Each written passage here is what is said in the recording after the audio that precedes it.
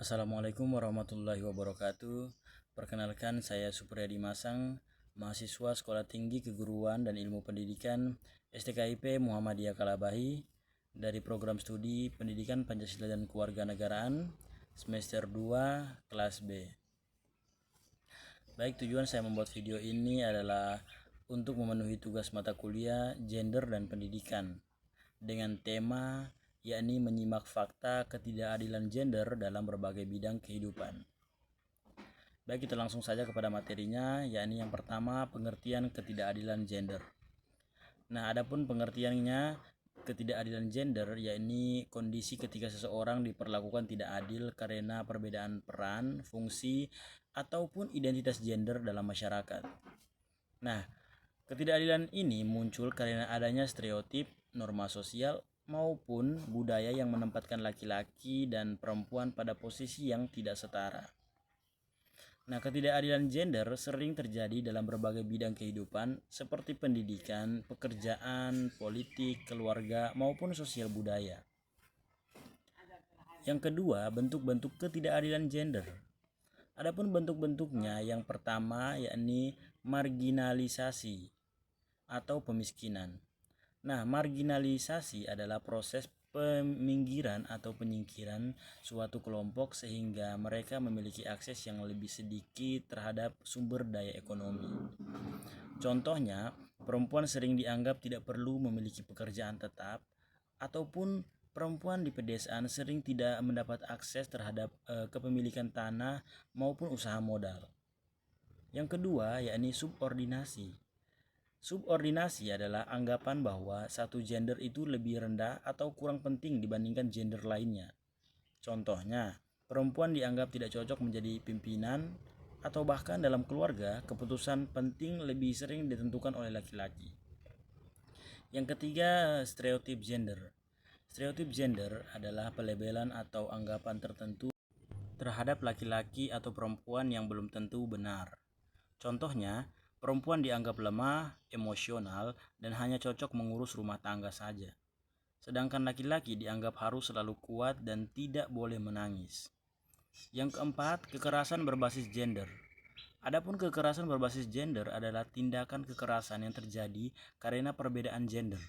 Misalnya, kekerasan dalam rumah tangga maupun pelecehan seksual di tempat kerja atau di ruang publik. Yang kelima, beban ganda. Beban ganda adalah kondisi ketika seseorang, terutama perempuan, harus menjalankan dua peran sekaligus. Contohnya, perempuan bekerja di kantor, tetapi ia juga harus mengurus rumah tangganya sendiri. Adapun ibu yang harus bekerja tetap bertanggung jawab penuh atas pekerjaan domestik. Dan yang ketiga, fakta ketidakadilan gender dalam berbagai bidang kehidupan. Adapun bidang-bidang yang dimaksud, yang pertama bidang pendidikan. Ketidakadilan gender masih terjadi dalam pendidikan, terutama di beberapa daerah.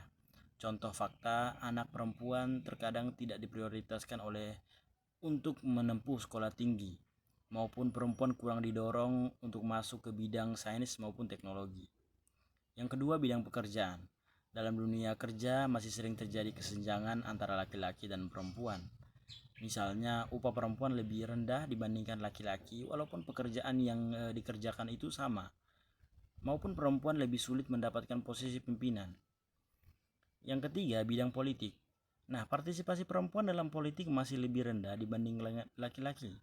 Contohnya, jumlah perempuan yang menjadi pimpinan atau anggota legislatif masih hanya sebatas beberapa orang. Kemudian perempuan sering dianggap kurang mampu dalam pengambilan keputusan politik. Yang keempat, bidang sosial budaya. Nah, budaya dan tradisi tertentu kadang memperkuat ketidakadilan gender. Misalnya, perempuan dianggap hanya bertugas mengurus rumah tangga saja, ataupun laki-laki dianggap sebagai kepala keluarga yang harus mengambil semua keputusan. Kemudian yang kelima, yakni bidang keluarga. Dalam bidang keluarga sering terjadi pembagian peran dan sesuatu yang tidak seimbang.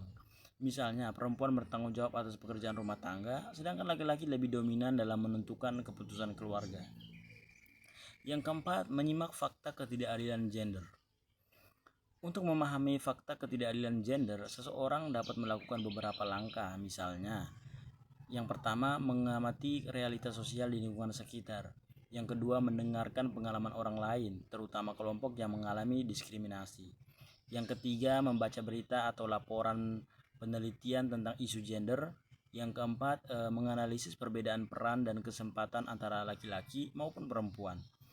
Dan yang kelima, membandingkan kondisi ideal kesetaraan gender dengan kondisi nyata di masyarakat. 5. Upaya mengatasi ketidakadilan gender. Adapun beberapa upaya yang harus kita lakukan untuk mengatasi ketidakadilan gender. Yang pertama, meningkatkan kesadaran tentang pentingnya kesetaraan gender dalam masyarakat. Yang kedua, memberikan akses pendidikan yang sama, baik itu laki-laki maupun perempuan. Yang ketiga, menghapus stereotip gender yang merugikan. Yang keempat, mendorong partisipasi antara perempuan dalam berbagai bidang seperti politik maupun ekonomi. Yang kelima, menciptakan pembagian peran yang adil dalam lingkup keluarga. Mungkin ini saja beberapa materi yang saya sampaikan. Kesimpulannya, ketidakadilan gender merupakan masalah sosial yang masih terjadi dalam berbagai bidang kehidupan seperti pendidikan, pekerjaan, politik, sosial budaya maupun keluarga. Ketidakadilan ini muncul dalam bentuk marginalisasi, subordinasi, stereotip, kekerasan, dan beban ganda. Oleh karena itu, diperlakukan kesadaran dan upaya bersama untuk menciptakan kesetaraan gender agar lebih memudahkan setiap individu memiliki kesempatan dan hak yang sama dalam berbagai kehidupan di masyarakat.